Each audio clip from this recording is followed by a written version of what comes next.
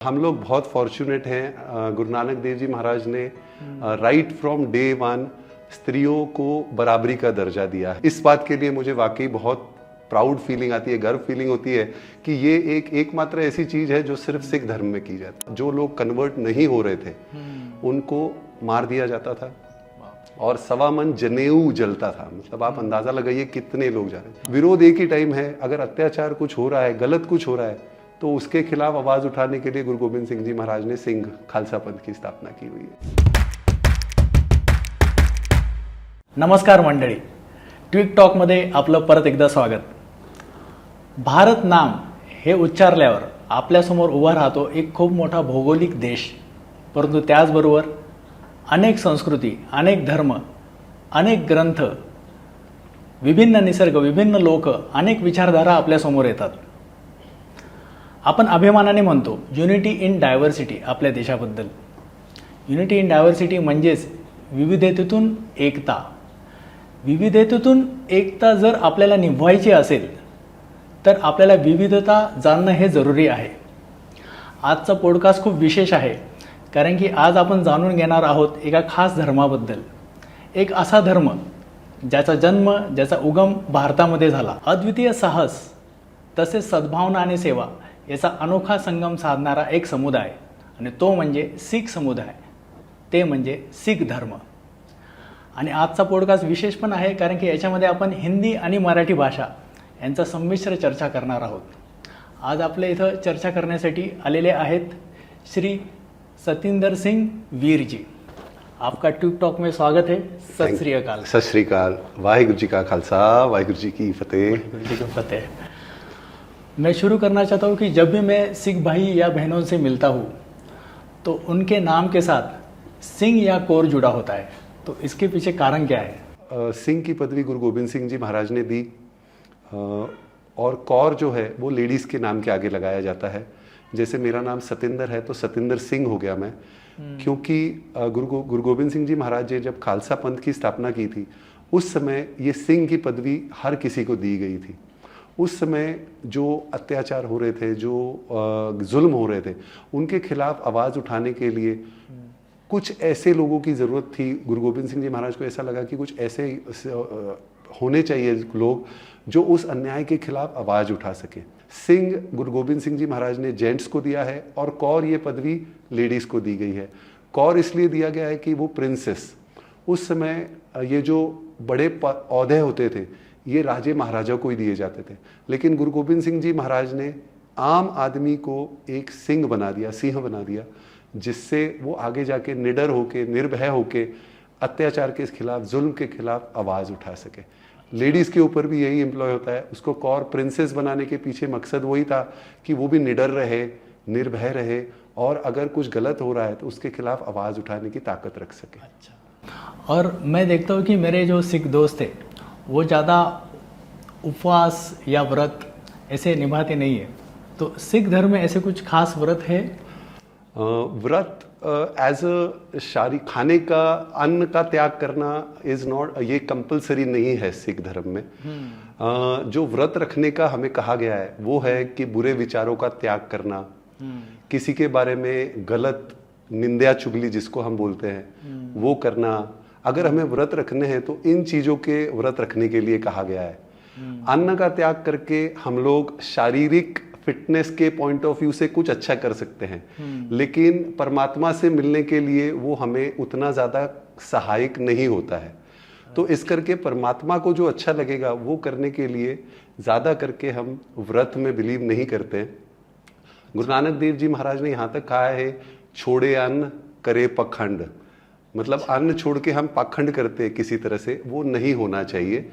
उसकी जगह पे आप ऐसे जो कर्म करने हैं, कोई ऐसी चीज़ों का त्याग कीजिए जिससे आप भगवान के नज़दीक जाओगे। और आपने नोटिस किया होगा जब हम व्रत रखते हैं तो हमारा, अगर हम पाठ करने या भजन करने बैठेंगे तो हमारा ध्यान नहीं लगता है पूरा, क्योंकि हम शारीरिक तौर पे भूखे होते हैं तो हमारा ध्यान उस तरफ ज़्यादा रहता है, तो हम कनेक्ट नहीं हो पाते हैं। ये उसका प्रैक्टिकल रीज़न। और जो स्पिरिचुअल रीज़न है कि हम बुरे विचारों का त्याग करें, किसी की निंदा चुगली ना करें, वो ऐसे वाले व्रत रखें हम। ये उसके पीछे का मेन मकसद है। अच्छा, और मैंने और एक चीज़ देखी है कि स्त्री माहवारी होके भी धर्मस्थल पर दर्शन लेने के लिए जा सकती है। ये बहुत अनोखी और अच्छी चीज़ है जो मैंने सिख धर्म में देखी है। ये एक बहुत ही अलग बात है और मुझे नहीं लगता किसी भी धर्म में ये अलाउड है। हाँ। हम लोग बहुत फॉर्चुनेट हैं। गुरु नानक देव जी महाराज ने राइट फ्रॉम डे वन स्त्रियों को बराबरी का दर्जा दिया है। गुरु नानक देव जी वाणी में ये भी कहते हैं, सो क्यों मंदा आखिए जित जन्मे राजान। हम उसको मंदा क्यों बोलते हैं? जिसके कोख से राजाओं का भी जन्म होता है। और पूरा सत्कार, पूरा इक्वल राइट्स सिख धर्म में दिया जाता है। पांचवें गुरु ने यहाँ तक कर दिया था, जब पहले जो घूंघट रखने की प्रथा थी, पांचवें गुरु जी के टाइम पे आते आते उन्होंने वो घूंघट रखना भी बंद करवा दिया था। सती प्रथा का भी विरोध किया गया था कि ये आप गलत कर रहे हो। स्त्री को भी उतना ही हक है जितना एक पुरुष को है। तो वो जो 4 दिन होते हैं वैसे ही स्त्रियों के लिए थोड़े से तकलीफदायक होते हैं। लेकिन उस टाइम पे अगर आप भगवान के पास नहीं जा सकते हो, भगवान हमारे माई बाप हैं, अगर हम उस दिन उनके पास नहीं जा सकते हैं तो इससे बुरा और कोई वक्त नहीं हो सकता। तो सिख धर्म में उसके लिए कुछ भी वर्जित नहीं है। सिर्फ ये होता है, आप जैसे नॉर्मल स्नान करके जाते हो, जो नॉर्मल हम करते हैं, वैसे ही हमने गुरु घर में जाना होता है। आप पाठ भी कर सकते हो उस टाइम पे, संगत में मिक्स भी हो सकते हो, आपके ऊपर कोई बंधन नहीं है। इस बात के लिए मुझे वाकई बहुत प्राउड फीलिंग आती है, गर्व फीलिंग होती है कि ये एकमात्र ऐसी चीज है जो सिर्फ सिख धर्म में की जाती है। सही। मैंने भगवान गुरु गोविंद सिंह जी के बारे में बहुत पढ़ा है। वो एक महान योद्धा थे, एक कवि थे, तत्वज्ञानी थे। उनके बलिदान, उनकी जीवन गाथा बहुत अभूतपूर्व है। अब बैसाखी पास आ रही है, जैसे उन्होंने जो खालसा की स्थापना की थी वो बैसाखी के दिन हम मनाते हैं, तो मैं उनके बारे में और खालसा के बारे में और जानना चाहूँगा। वाह, ये तो है ना एक बहुत ही इंटरेस्टिंग क्वेश्चन लिया आपने। हाँ। ये मुझे रियली गूज बम्स आ गए आप अगर देखोगे तो क्योंकि हम जो बात कर रहे हैं गुरु साहिबानों की बात कर रहे हैं। सिख धर्म पहले स्टार्ट हुआ पूरी तरह से स्पिरिचुअल की तरफ से। हाँ। फिर 5वें गुरु तक आते हुए मीरी पीरी दोनों की तरफ गए, क्योंकि जुल्म एंड पे, हाईएस्ट एंड पे जा चुके थे। तो अगर हमें बैसाखी के दिन जो खालसा सिजाया गया है उसके बारे में जानना है तो मैं आपसे थोड़ा सा पीछे से डिस्कस करना शुरू करता हूँ। जरूर। गुरु गोविंद सिंह जी महाराज जी का जन्म वो प्रकाश करते हैं 1666 में, 1666 में। और 1675 में जब गुरु गोविंद सिंह जी महाराज, उस टाइम पे वो सिंह नहीं थे, गोविंद राय कहलाते थे, उनको हम गोविंद राय कहते हैं बाल अवस्था में। तो वो 9 साल के थे मात्र। उस टाइम पे जुल्म अत्याचार हद पे जा चुका था। तकरीबन रोज का 1.25 मन जनेऊ जलाया जा रहा था। मतलब तकरीबन 1.25, जो लोग कन्वर्ट नहीं हो रहे थे उनको मार दिया जाता था और 1.25 मन जनेऊ जलता था। मतलब आप अंदाजा लगाइए कितने लोग जा रहे थे। तो उस समय कुछ कश्मीरी पंडित गुरु तेग बहादुर जी, जो 9वें गुरु है, जो गुरु गोविंद सिंह जी महाराज के पिताजी हैं, वो दरबार में आते हैं और उनको कहते हैं गुरु तेग बहादुर जी साहब को कि आप इसके लिए कुछ कीजिए, बहुत हद का जुल्म हो रहा है सबके ऊपर, इसको रोकना बहुत ज़रूरी है। और किसी के पास कोई समाधान नहीं था उसका। तो सब जब दरबार लगा हुआ है, सब बहुत सहमे हुए बैठे हुए हैं, तो गोविंद राय जी जो उस वक्त मात्र 9 साल के हैं, वो आते हैं और पिताजी को पूछते क्या हुआ, सारे जने इतने सहमे हुए क्यों लग रहे हैं। तो गुरु तेग बहादुर जी कहते हैं कि ऐसा ऐसा हो रहा है, जुल्म हो रहा है, ज़बरदस्ती इस्लाम कबूल करने के लिए कहा जा रहा है, इसके खिलाफ किसी को आवाज़ उठानी पड़ेगी, इसके लिए किसी को अपनी कुर्बानी देनी पड़ेगी।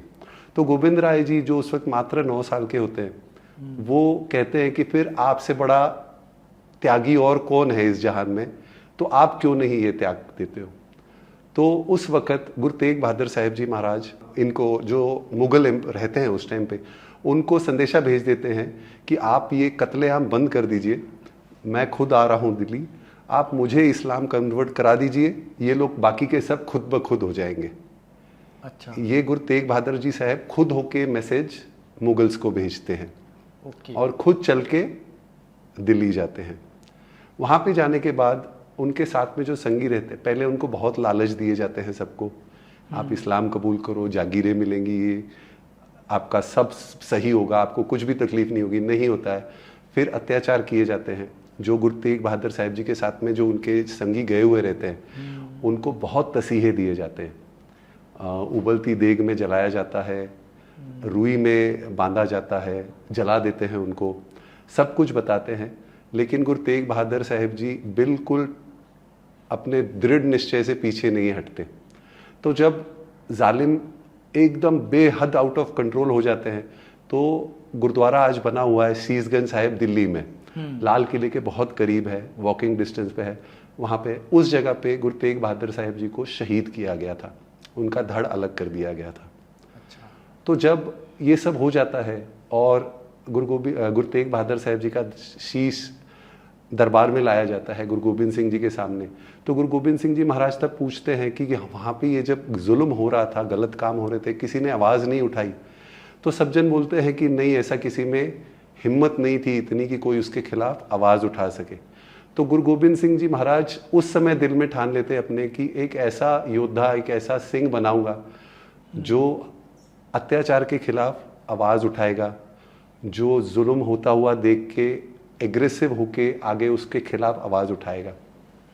तो आगे जाके जब गुरु गोबिंद सिंह जी महाराज के साथ में बहुत संगत, बहुत से योद्धा जुड़ जाते हैं, तो 1699 की बैसाखी के समय गुरु गोबिंद सिंह जी महाराज सबको संदेशा भेजते हैं इकट्ठा होने के लिए। बैसाखी के दिन किसी को पता नहीं है कि क्या है, खास संदेशा आया है, तो सब इकट्ठा होते हैं बैसाखी के जो मेले के हिसाब से, समागम के हिसाब से। वहाँ पे गुरु गोबिंद सिंह जी महाराज अचानक से तलवार लेके खड़े होते हैं, बोले मुझे एक शीश चाहिए। तो ऐसे भाई दयाराम जी उस टाइम पे, मतलब पहले तो सन्नाटा छा जाता है कि तलवार है गुरु साहब के हाथ में, क्या हो गया एकदम। तो ऐसे करके 5 सिंह तैयार होते हैं, भाई दयाराम जी, भाई हिम्मत राय जी, भाई मोहक्कम जी, ऐसे 5 जने जो कि अलग अलग जगह से आए होते हैं। बिदर के होते हैं साहिब जी, साहिब सिंह जी जो रहते हैं वो बिदर से आए हुए रहते हैं, कोई गुजरात से आए हुए रहते हैं। तो वो 5 जन जाते हैं कि हम तैयार हैं आपको शीश देने के लिए। अच्छा। तो वहाँ पे उस दिन खालसा की सिर्जना होती है, खालसा की स्थापना होती है।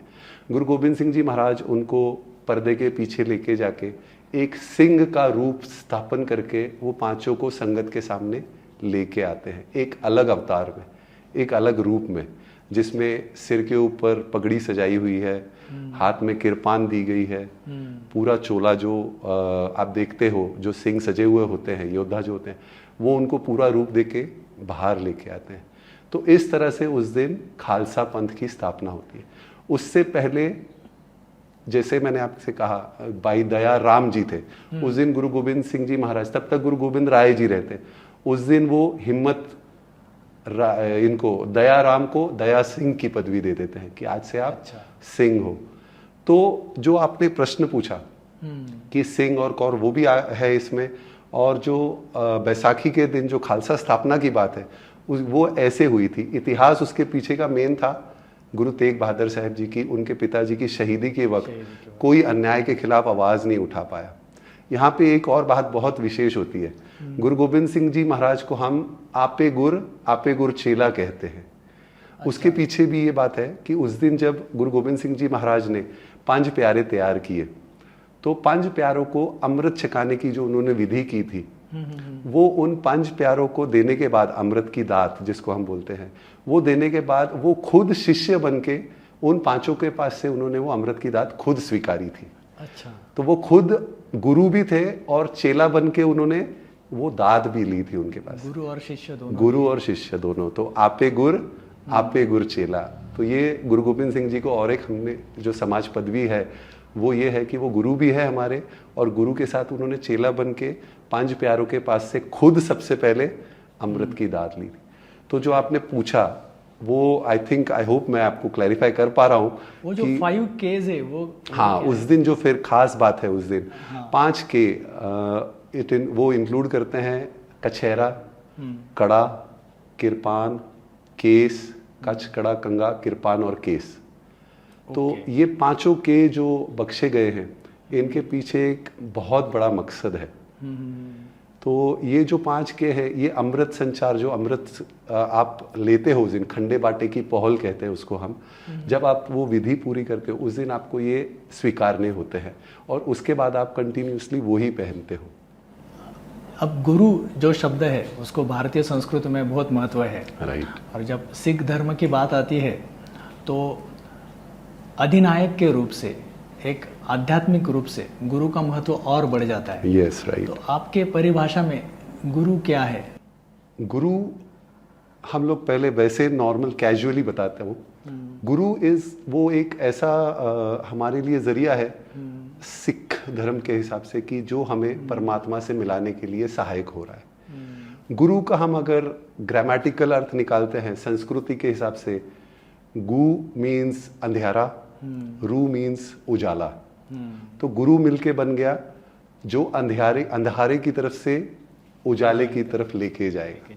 और सिख धर्म में हम लोग गुरु वो है हमारे लिए जो हमें इस दुनियावी महाजाल से परमात्मा की तरफ लेके जाने के लिए सहायक होगा। तो गुरु हमारे लिए बहुत महत्व रखता है। जैसे 10 गुरु साहिबान हैं और 11वें गुरु हमारे धन धन श्री गुरु ग्रंथ साहिब जी महाराज हैं। तो ये हमारे लिए गुरु की जगह पे हैं, जो हमें मार्गदर्शन करते हैं, जो हमें हर मुश्किल घड़ी में, सुख की घड़ी में, दुख की घड़ी में मार्गदर्शन करते हुए ये जीवन अपना कैसे सफल करना है वो सिखाते हैं। भगवान गुरु नानक जी, उनका बचपन जिस गांव में गया वो अभी पाकिस्तान में है। राइट। आप उनके बारे में कुछ, उनके बचपन के बारे में कुछ बोल सकते? वाहिगुरु वाहिगुरु। धन धन गुरु नानक देव जी महाराज हमारे सबसे पहले गुरु। उन्हीं की कृपा, उन्हीं के बाद आगे सिख धर्म आगे चला। एक छोटा सा गांव पाकिस्तान, जो अब पाकिस्तान में है, वहाँ पे राय पोहे की बोलते हैं उसको जगह, वहाँ पे गुरु नानक देव जी महाराज का प्रकाश हुआ था। अच्छा। गुरु नानक देव जी महाराज का प्रकाश जब हुआ उस टाइम पे बहुत टफ टाइम चल रहा था, you can say. Already Mughals का राज था और वहाँ से उस समय अगेन थे वो सेम कम्युनिटी से, लेकिन पठान थे, वो लोग इस तरफ आके लूटमार कर रहे थे। तो वो टाइम बहुत टफ था। लेकिन गुरु नानक देव जी महाराज का जन्म होता है वहाँ पे, जो वहाँ के उस समय के जो जैसे आजकल होते हैं, वो गांव के जो मुखिया रहते हैं वो भी एक बहुत जुड़े हुए रहते हैं। तो उन्होंने भी गुरु नानक देव जी महाराज का जब जन्म होता हुआ देखा और उन्होंने बचपन देखा, तो उनको उनमें कोई पीर पैगंबर नजर आया था। अच्छा। तो गुरु नानक देव जी महाराज का जन्म होता है, गुरु नानक देव जी महाराज का जो बचपन है वो पूरा वहीं पे गुजरता है। गुरु नानक देव जी महाराज का जो इतिहास हम पढ़ते हैं, जो लिख के गए हैं, जो ऐतिहासिक जिन्होंने लिखा है, गुरु नानक देव जी महाराज बचपन से ही आध्यात्मिकता की तरफ रुचि रखते थे। वो नॉर्मल ऐसे मस्ती वगैरह या ये उनका नहीं होता था। वो जनरली कहीं पे बैठे हुए दिखते थे, ध्यान में मग्न दिखते थे। काफ़ी उनको इस वजह से तकलीफ़ें भी सहन करनी पड़ी थी, क्योंकि पेरेंट्स को बहुत फिक्र होती थी कि ये कैसे इनका आगे गुजरान होगा, इनका आगे फ्यूचर क्या है। उनको नहीं पता था कि ये परमात्मा का रूप नीचे आया हुआ है। चाइल्डहुड में गुरु नानक देव जी महाराज बचपन से जैसे था, तो वो उनको जो संगत साधु या जो उस समय के संत महापुरुष आते जाते रहते थे, उनके साथ संगत करना बहुत अच्छा लगता था, जो उस समय बहुत अनकॉमन था। बच्चों की उम्र में संतों के साथ में जो साधु संत क्रॉस होते थे, उनके साथ में बैठ उठ करना, उनके साथ में विचार करना, अपने घर की चीज़ें उनको बांट देना, अपना खाना उनके साथ मिल के बैठ के खाना, ये सब उनका होता था उस टाइम पे। तो बचपन में करते करते पिताजी को, माताजी को बहुत फिक्र होती थी इसका आगे कैसे होगा। थोड़ा आगे जाते हैं, जब थोड़े से बड़े होते हैं, तो जैसे विधि होती थी, खत्री कुल से थे, तो जनेऊ पहनाने की विधि होती थी। एडल्टहुड में जब जाते हैं तो गुरु नानक देव जी महाराज एक अलग ही प्रश्न करते हैं कि ये क्यों, मतलब क्यों, इसका क्या करना है। जैसे अभी जनेऊ पहनाने की विधि चल रही होती है, उनको बताते हैं, तो वो क्वेश्चन करते हैं कि ये मुझे क्यों दे रहे हो आप। तो उनको बोलते हैं कि ये आप एक खत्री समाज को बिलोंग करते हो, ये आपके लिए विधि अच्छी है, ये करना है। तो वो बोलते हैं फिर मेरी बहन को क्यों नहीं ये किया गया। बहन उनकी नानकी जी, वो उनसे बड़ी थी, लेकिन वो उस टाइम पे लेडीज़ को नहीं किया जाता था। अगेन जो डिस्क्रिमिनेशन जो थी चाइल्डहुड से गुरु नानक देव जी महाराज ने वो नोटिस की हुई थी। तो गुरु नानक देव जी महाराज वहाँ पे कहते हैं कि नहीं, ऐसा जनेऊ मत दीजिए जो सिर्फ धागे का बना हुआ है, जो टूट जाएगा। मैं ऐसा जनेऊ पहनाते हैं जिसमें हम विजडम की तरफ जाएंगे, जिसमें हम निम्रता के साथ रहेंगे, जो मैला भी नहीं होगा, टूटेगा भी नहीं। ऐसा कोई जनेऊ है तो आप मुझे पहनाइए। तो उस टाइम पे जो उनको विधि करने आए रहते हैं वो लोग फिर माताजी पिताजी को कहते हैं कि ये एक कोई संत पुरुष है, इनके साथ हुज्जत डालना या ये करना उनको भी सही नहीं लगता है। तो ऐसी वो एक होता है। फिर जैसे थोड़े बड़े हो रहे गुरु नानक देव जी महाराज, पिताजी को लगता है इनको कुछ कारोबार सिखाते हैं, कुछ करते हैं। तो उस समय का मोदी खाना होता था वहाँ पे। अच्छा, मोदी खाना मतलब जहाँ से रेशन दिया जाता था अच्छा, लोगों को, जो उस टाइम का व्यवहार होता था उस हिसाब से वहाँ पे भेजते हैं कि चलो वहाँ पे जाएगा तो कुछ बिजनेस व्यवहार सीख जाएगा कुछ। तो गुरु नानक देव जी महाराज वहाँ पे भी हैं, तो वो काउंटिंग करके देते हैं, हमें किसी को देना है तो वो काउंटिंग करके देते हैं। तो लेकिन वो हमेशा मग्न रहते थे परमात्मा में। तो काउंटिंग करके देते हुए 1 2 3 ऐसे करके वो जब 13 पे आते थे तो 13 के आगे गिनती वो 13 13 ही करते जाते थे। अच्छा, यहाँ पे 13 मतलब वो 13 13 वाला आंकड़ा नहीं था। 13 मतलब वो परमात्मा को बोल रहे थे कि सब 13 13 अच्छा, 13 13। तो वहाँ पे वो हो जाता था। तो इस बात का भी धीरे धीरे करके सबको पता लगता है। तो फिर शिकायत जाती है कि गुरु नानक ऐसे कर रहा है, ऐसे हो रहा है, मेरा नुकसान हो जाएगा, ये हो जाएगा। तो गुरु नानक देव जी बोलते हैं, वो अपनी दुनिया में मग्न रहते हैं, वो अपनी गुरु के इसमें लीन रहते हैं परमात्मा के साथ में। तो ऐसा निर्णय होता है कि चलो हम काउंट कर लेते हैं, जो सब बोल रहे हैं कि उसमें अगर ज़्यादा दिया है उन्होंने तो उसकी काउंटिंग में समझ आ जाएगा। तो उसकी जब वहाँ पे जो स्टॉक बचा हुआ रहता है उसकी काउंटिंग होती है, तो वो एक्चुअली देने के बाद जितनी होनी चाहिए उससे थोड़ी ज़्यादा ही निकलती है। अच्छा, तो वहाँ पे भी परमात्मा के साथ वो मग्न रहने की वजह से परमात्मा वहाँ पे भी उनके सहायी हुआ है। आगे जाके उनको मतलब किसी दिन और एक छोटे बचपन की किस्सा मुझे याद आ रहा है। उनको जैसे एकांत में बैठना अच्छा लग रहा होता है, कुछ होता है, तो पिताजी उनको कहते हैं जाओ जो गायें वगैरह हैं गौ उनको चरा के ले आओ। हाँ, तो गौ चराने के लिए लेके जाते हैं, झाड़ के नीचे बैठते हैं, जुड़ जाते हैं परमात्मा के साथ, जुड़ जाते हैं, अपना ध्यान उसमें चला जाता है। तो जो गऊ चारने के लिए लेके गए हुए रहते हैं वो किसी और की खेती में जाके बहुत सारा नुकसान कर देते हैं। अच्छा, फिर ये शिकायत माता पिताजी के पास जाती है, बहुत बड़ा हंगामा होता है कहते हैं। फिर वही होता है कि चलो जाके चेक करते हैं क्या हुआ है, वहाँ पे कितना नुकसान हुआ है, मैं भर के दे दूंगा आपको। लेकिन जब वो लोग उस जगह पे जाते हैं तो वहाँ पे कुछ भी नुकसान नहीं हुआ होता है। अच्छा, तो गुरु नानक देव जी महाराज शुरू से परमात्मा में इतने लीन थे कि वो परमात्मा भी उनको हर जगह पे बचाव सहायता होती रहती थी। तो धीरे धीरे करके ऐसे गुरु नानक देव जी महाराज अपना बचपन होता है। फिर जब उनकी तकरीबन 31 साल की उम्र होती है, शादी भी हो जाती है, बच्चे भी होते हैं, वो काफ़ी बैराग में रहते हैं। जैसे उनको मेडिटेशन जिसको हम बोल सकते हैं, या ध्यान, मेडिटेशन शायद गलत वर्ड होगा, ध्यान में रहते हैं परमात्मा के प्यार में।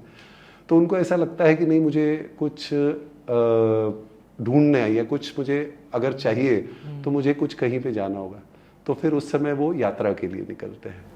मैंने सुना है कि वो बगदाद और मक्का के तरफ भी गए थे। हाँ, इनफैक्ट यस, चारों दिशाओं में गए हुए हैं। अगर हम देखेंगे तो चाइना तिब्बत की तरफ भी गुरु नानक देव जी महाराज, ईस्ट वेस्ट नॉर्थ साउथ चारों दिशा में गए थे। एग्जैक्ट कैलकुलेशन का इतिहास नहीं पता चल रहा है, लेकिन एक अंदाजन एस्टीमेट है कि 24 से 28 साल तक गुरु नानक देव जी महाराज ने पैदल यात्रा की हुई है। अच्छा। और अंदाजन जहाँ जहाँ उनकी अब तक की निशानियाँ मिली हैं, जहाँ जहाँ गुरु नानक देव जी महाराज होके आए हैं, तकरीबन 28,000 किलोमीटर का सफ़र होता है आज की तारीख में। वो जो उस समय रास्ते वगैरह नहीं थे, जो आज की डेट में रास्ते बन चुके हैं, वो नहीं है, लेकिन फिर भी तकरीबन आज के इससे कैलकुलेट करें तो तकरीबन 28,000 किलोमीटर की यात्रा है वो। और यस, बगदाद की तरफ भी गए थे, मक्का में भी गुरु नानक देव जी महाराज के चरण पड़े हुए हैं वहाँ पे भी। ये तो बहुत अनोखी। यस, सब तरफ है। और सबसे अच्छी बात ये कि गुरु नानक देव जी महाराज ने, या आज भी हम सिख में हम किसी का विरोध नहीं करते। अगर आप हिंदू मत फॉलो कर रहे हो, it is acceptable to you.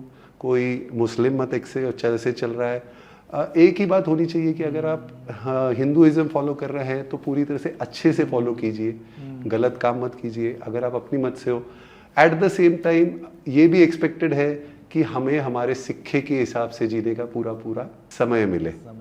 हम किसी का विरोध नहीं करते। विरोध एक ही टाइम है, अगर अत्याचार कुछ हो रहा है, गलत कुछ हो रहा है, तो उसके खिलाफ आवाज उठाने के लिए गुरु गोविंद सिंह जी महाराज ने सिंह खालसा पंथ की स्थापना की हुई है। मैंने सुना है सिख धर्म में 3 स्तंभ है।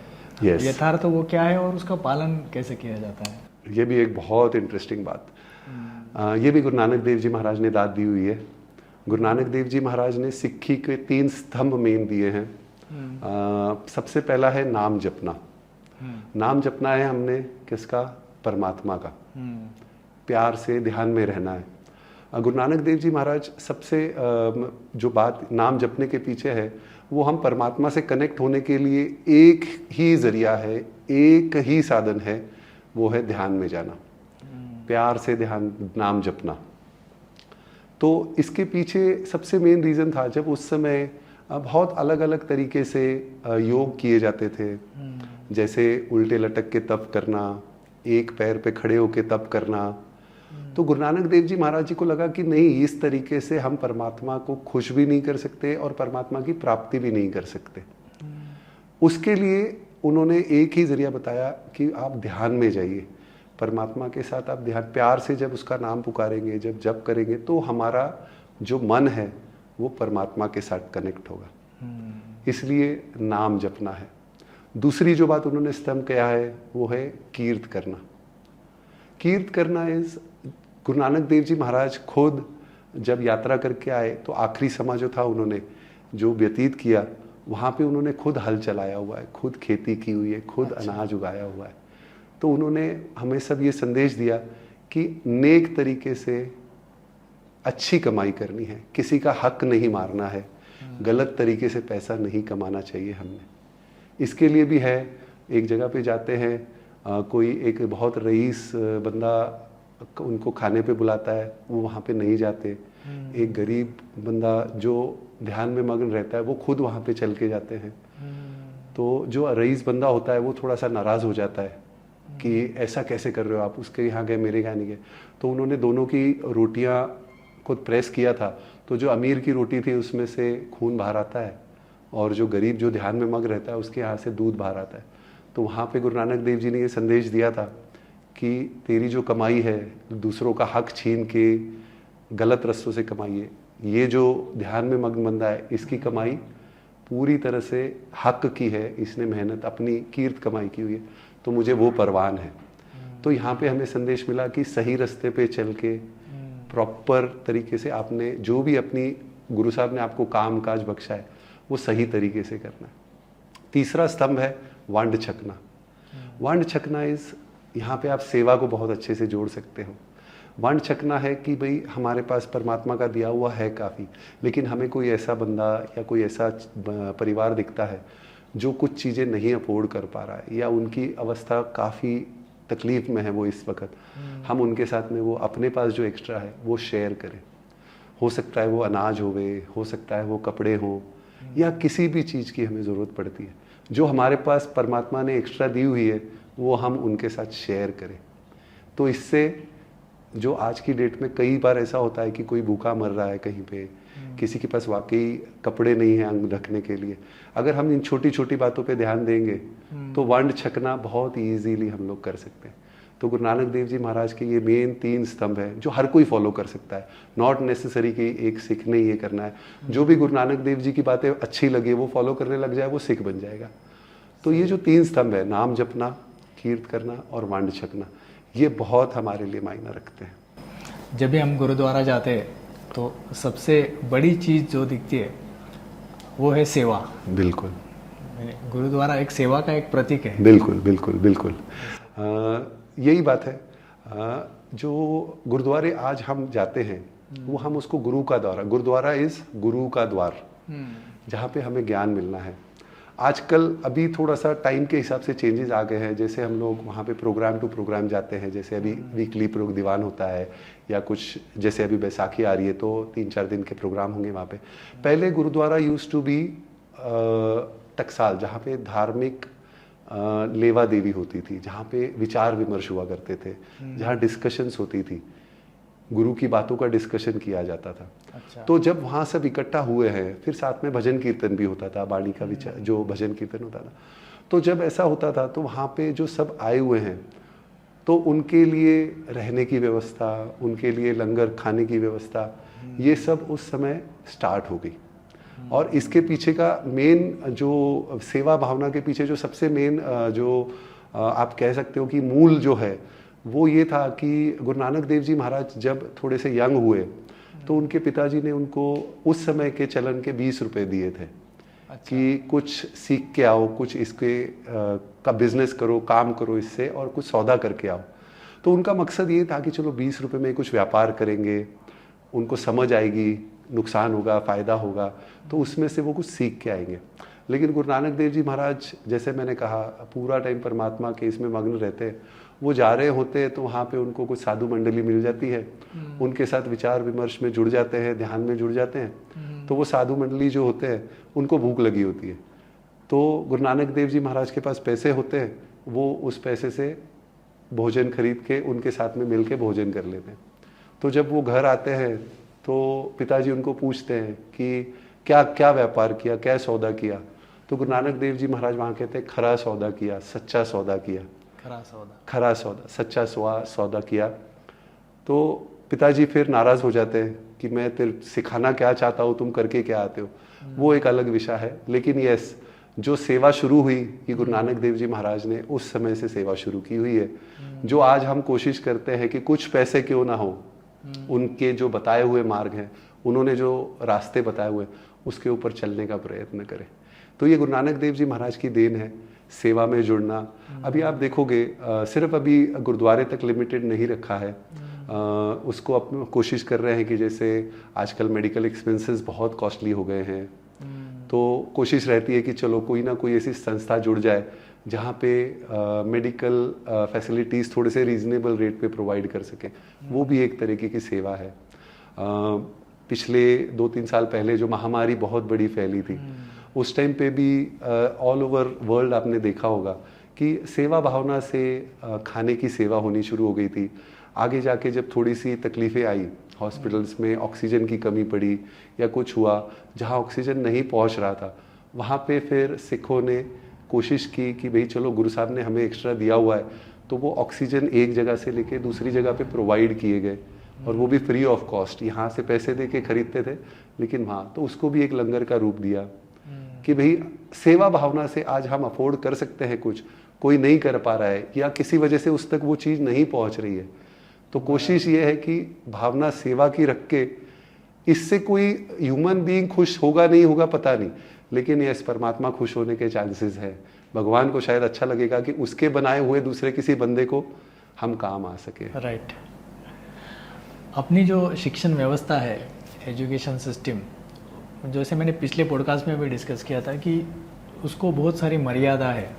जैसे कि मैंने अपने स्कूल में गुरु गोविंद सिंह जी के बारे में बहुत कम पढ़ा है। राइट। ये मैंने आगे जाके मुझे सब मालूमात हुई। तो मुझे ऐसा लगता है कहीं तो हमारा ज्ञान महाराष्ट्र में सिख गुरुओं के बारे में, सिख योद्धाओं के बारे में सीमित रहता है।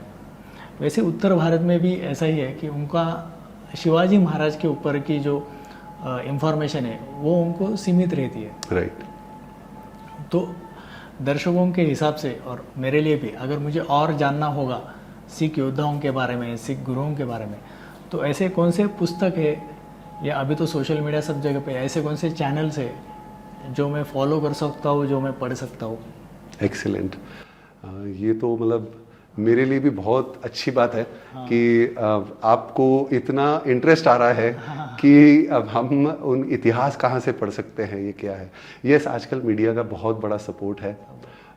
एक विडम्बना वाकई दिल में ये लगती है, जैसे आपने ईस्ट के बारे में बात की, हमारे महाराष्ट्र की बात की, हम लोगों का जो एजुकेशन सिस्टम रहा है वो उस एरिया के ऊपर कॉन्सेंट्रेटेड रह गया है, जिस वजह हमें सब कल्चर, सब धर्मों के बारे में उतना ज्ञान नहीं मिल पाया जो मिलना चाहिए था। लेकिन अभी मीडिया का बहुत बड़ा सपोर्ट मिला है हम लोगों को, तो हम लोग जो भी डिस्कशन करते हैं या जो है वो इजीली एक्सेस कर सकता है कोई भी। समहाउ अभी भी बहुत कुछ करना बाकी है। हर धर्म को, ऐसा नहीं है कि सिर्फ सिख धर्म में है। जैसे आपने कहा कि शिवाजी महाराज जी के बारे में ईस्ट साइड में बहुत लोगों को पता नहीं है, तो सेम नॉर्थ में भी नहीं है। वैसे ही इस तरफ भले ही हमारा एक तखत है, जैसे हमारे 5 तखत हैं, उसमें से एक तखत नांदेड़ में है, जहाँ पे गुरु गोविंद सिंह जी महाराज ने अपना अंतिम समय व्यतीत किया हुआ है। तो नांदेड़ में गुरुद्वारा है, एक बहुत बड़ा तखत है, लेकिन फिर भी यहाँ पे सबको अभी तक उतना नॉलेज नहीं है। समहाउ हमारा एजुकेशन सिस्टम धीरे धीरे अपन सब आज शायद किसी को ये ख्याल आ जाए तो आगे कोई इसमें चेंजेस ले आए तो अपन हिस्ट्री में, इतिहास में ये सब ले सकते हैं। जो आपने पूछा कि ऐतिहासिक पुस्तकें या कुछ है, तो यस, अगर हमें आध्यात्मिक नॉलेज चाहिए है उसके लिए किताबें लिखी गई हैं। आध्यात्मिक तौर पे principal I think Ganga Singh ji के बहुत अच्छा लिखा हुआ है उन्होंने आध्यात्मिक बुक्स पे। गंगा सिंह जी हैं। फिर भाई साहब वीर सिंह जी हैं। वीर सिंह जी का बहुत ज्ञान है, उन्होंने बहुत स्टडी की। भाई साहब वीर सिंह जी की जो रचना है वो कविता रूप में ज़्यादा है। अच्छा। अगर किसी को कविता रूप में इंटरेस्ट आए तो बहुत अच्छा लगता है। फिर भाई साहब जसवंत सिंह जी खोजी जी हुए हैं, उन्होंने भी अपनी ज़िंदगी में, वो अभी बहुत रीसेंट हैं, उन्होंने भी अपनी पूरी ज़िंदगी में जो कुछ भी सीखा है उसको गुरु ग्रंथ साहिब जी के साथ रिलेट करके लेख के रूप में लिख के गए हुए हैं। अच्छा। उनको हम आध्यात्मिक तौर पे उनको सुन सकते हैं। अच्छा। और हिस्ट्री वाइज जो आपने बात की, हिस्ट्री वाइज में भी है लिखा हुआ। प्रिंसिपल सतबीर सिंह जी हैं। अच्छा। उन्होंने काफ़ी हिस्ट्री को डिटेल में और बहुत अच्छी तरीके से प्रेजेंट किया हुआ है। अच्छा। और आजकल वीडियोस का ज़माना है। ये है भाई साहब हरपाल सिंह जी पन्नू, प्रोफेसर हरपाल सिंह जी पन्नू जी। अच्छा। उनके बहुत सारे वीडियोस अवेलेबल है यूट्यूब में, अगर आप टाइप करोगे हरपाल सिंह जी पन्नू, वो बहुत ही प्यारे तरीके से पूरा इतिहास बताते हैं और बहुत इजीली हम कनेक्ट कर पाते हैं और बहुत सरल लैंग्वेज में है। पंजाबी में ही ज़्यादा होता है लेकिन इतनी इजी है कि वो कोई भी समझ सकता है। वो बहुत एजुकेटेड हैं, प्रोफेसर हैं और वेरी डीपली नॉलेज्ड, और वो आज की डेट में काफ़ी हद तक जो जैसा भी हम पॉडकास्ट बना रहे हैं ऐसे इसमें उनका काफ़ी योगदान रहा है। तो आप हरपाल सिंह जी पन्नू जी को ज़रूर सुनिएगा। ज़रूर, क्योंकि मुझे अब मेरा आगे जाके ऐसा टारगेट है कि मुझे रंजीत सिंह जी का इतिहास और डिटेल में स्टडी करना है। एक्चुअली गुरु गोविंद सिंह जी महाराज तक की शिक्षा, मतलब जो कुछ वो दे के गए हमें, उसके बाद का जो राज आया वो महाराजा रंजीत सिंह जी का आया। महाराजा रंजीत सिंह जी एक बहुत ही अच्छे योद्धा, बहुत तगड़े योद्धा थे। भले ही सूरमा थे, सूरमा मीन्स उनकी एक आंख बचपन में जा चुकी थी। अच्छा। ये भी एक अलग बात है। जैसे नॉर्मल धर्म, नॉर्मल एवरीबडी, हर कोई क्या होता है, किसी की अगर एक आंख ना हो तो उसको ब्लाइंड या अंधा कहा जाता है। हमारे में वैसा नहीं है, उसको उल्टा जोश दिलाने के लिए सूरमा सिंह कहा जाता है। अच्छा। तो महाराजा रंजीत सिंह जी की एक आंख कमजोर नहीं थी, बचपन में उनको तकलीफ, जो मेडिकल तकलीफ हुई थी तो उनकी एक आंख जा चुकी थी। वो सूरमा सिंह थे, लेकिन फिर भी उनका जो करनी और कथनी थी इतनी स्ट्रांग थी कि उन्होंने बहुत बड़ा राज स्थापन किया था पंजाब में। महाराजा रंजीत सिंह जी ने जो ये है अमृतसर हर गोल्डन टेम्पल है, वहाँ पे जो सोना चढ़ाने की सेवा है वो महाराजा रंजीत सिंह जी के हाथ की हुई है। अच्छा। और महाराजा रंजीत सिंह जी का इतिहास जब हम पढ़ते हैं, we can search very easily, Google पे बहुत इजीली मिल जाएगा। तो उनके राज के टाइम पे कहा जाता है कि कहावत बन गई थी कि शेर और बकरी दोनों एक साथ एक जगह पे पानी पीने जा सकते हैं। इतना उनका न्याय की जो तरीका था, जो उन्होंने राज कायम किया हुआ था, लोगों को उनके ऊपर इतना भरोसा था। और उनके जो योद्धा थे, उनके साथ में जो जनरल्स थे, जो उन्होंने पूरे ये बनाए हुए थे, वो भी एक से बढ़कर एक योद्धा थे। आपकी जानकारी के लिए एक और बात बताता हूँ, उनके जो जनरल थे हरी सिंह जी नलवा, हरी सिंह जी नलवा करके एक हुए हैं। आपको आश्चर्य होगा कि अफगानिस्तान के ऊपर आज तक अगर किसी ने राज किया है अदर देन अफगानीज, वो है हरी सिंह जी नलवा। हरी सिंह जी नलवा जी ने वहाँ पे महाराजा रंजीत सिंह जी का जो फ्लैग था, झंडा था, 9 साल तक स्थापित रखा था। अच्छा, 9 साल। इतने तगड़े योद्धा थे। एंड वो एक किसी के मतलब राज कायम करने के लिए नहीं पहुंचे हुए थे वहाँ, जो अन्याय हो रहे थे उनके खिलाफ वहाँ पहुंचे हुए थे। वो जब युद्ध में उतरते थे तो जंग समाप्त करके ही वापस आते थे। तो उस करके उनका जो राज था आज तक का। और एक बात बताता हूँ, ये जो इतिहास है ये एक्चुअली फॉरेन कंट्रीज में पढ़ाया जाता है, स्पेशली अमेरिका में। एक ये हरि सिंह जी नलुआ जी का टॉपिक लिया गया है हिस्ट्री में, और एक अभी रिसेंटली मूवी भी आके गई है, बैटल ऑफ सारागढ़ी। आपने शायद देखी होगी तो आपको पता होगा। उसमें भी जो पठान वगैरह अटैक करते हैं तो कुछ 16-17 आई थिंक सिंह रहते हैं जिनके पास वो पोस्ट होती है, वो उन्होंने केसरी फिल्म, हाँ जी, तो उसमें वो पीछे नहीं हटते, खुद का शीश दे देते हैं, खुद की कुर्बानियां दे देते हैं, और वो जो आगे जाने की फौज की तैयारी रहती है वो नहीं पहुंच पाते। तो ऐसे दो वाक्य हैं जो बाहर इतिहास में, जो आपने थोड़ी देर पहले डिस्कस किया, इतिहास बुक्स में नहीं है, तो थोड़ी विडम्बना है पर धीरे धीरे आ जाएगा। ऐसा वो इतिहास है जो बाहर पढ़ाया जाता है। ये हरि सिंह नलुआ जी ना बहुत पक्के सिख थे, बहुत पक्के सिख। एक वाक्य मुझे याद आता है जो मैंने इतिहास में पढ़ा है, वीर जी ने बताया हुआ है। हरि सिंह नलुआ जी टॉल स्ट्रॉन्ग पर्सनैलिटी थे एकदम। तो एक बार ऐसा होता है, एक जंग में वो जीत कर आते हैं, बैठे होते हैं, तो एक बच्ची होती है यंग एज की, वो बहुत प्रभावित होती है उनसे। तो वो प्रभावित इतना हो जाती है कि उनसे शादी करने की इच्छा जाहिर करती है कि मुझे आपसे शादी करनी। तो हरि सिंह नलुआ जी कह देते कि नहीं, ये पॉसिबल ही नहीं है, आप चले जाओ। तो वो जो होते हैं वो उनको धर्म का वास्ता दे देते कि मैंने तो सुना है कि सिखों के पास से कोई खाली हाथ नहीं जाता है। तो वो वहाँ उनको अपनी तरफ से किसी तरह से कन्विंस करने की कोशिश करते हैं शादी करने के लिए। तो हरि सिंह जी नलुआ जी विचार में पड़ जाते हैं कि अब क्या किया जाए। तो गुरु साहब उनके ऊपर कृपा करते हैं, उनको वो पूछ लेते हैं कि आप शादी क्यों करना चाहते हो मेरे साथ। तो वो क्लियर बता देते हैं कि मुझे आप जैसा योद्धा पुत्र चाहिए। तो जो हरि सिंह जी नलुआ जी हैं वो इसके ऊपर थोड़ा विचार करके वो उनको कुर्सी पे बिठा के खुद उनके पास बैठ के नीचे बैठ के उनको बोलते हैं कि आज से आप मेरी माता हो, मैं आपका पुत्र हूँ। अच्छा। आपकी ये इच्छा पूरी कर दी गुरु के सेवक ने। अच्छा। तो ये उनकी तरीका था कि उन्होंने वासना के हेत होके नहीं, या अन्याय मतलब कोई गलत काम ना हो जाए उनके हाथ से, उसके लिए वो हम उम्र की जो उनसे जो छोटी होगी उम्र में, उनके पुत्र बनने को तैयार हो गए, लेकिन शादी नहीं की उनके साथ। तो ये एक वाक्य मुझे अभी याद आया है। शायद आपको ये सुन के ये एहसास हो कि सिक्खी क्या है। सिक्खी is way of living, way of learning. पूरी जिंदगी हम सीखते रहें, इन बातों से हम सीख पाए कुछ। उतने ग्रेट तो हम हो नहीं सकते, कुछ पैसे उनके गुण अगर हम धारण कर ले तो ये आया हुआ जीवन हम सफल कर सकते हैं। सही।